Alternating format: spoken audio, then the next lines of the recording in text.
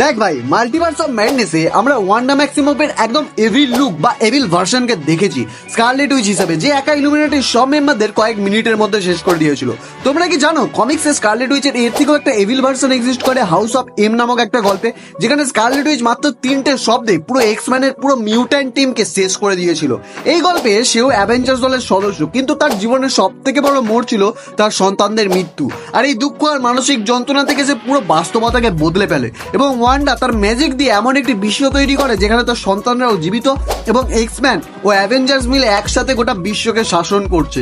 এটাই হলো house of M, একটি বিকৃত বাস্তবতা। অ্যাভেঞ্জার্স এবং এক্সম্যান একসাথে তাকে থামানোর চেষ্টা করে এবং তারা বুঝতে পারে ওয়ান্ডার শক্তি যদি এইভাবেই বাড়তে থাকে তাহলে পুরো ইউনিভার্স শেষ করে দেবে সে, এবং ওয়ান্ডার রাগও তখন চরম সীমান্তে পৌঁছে যায় এবং মাত্র 3টি শব্দে নো মোর মিউট্যান্টস, এই 3টি শব্দে এক্সম্যান ও অ্যাভেঞ্জার্সদের শেষ করে দেয়।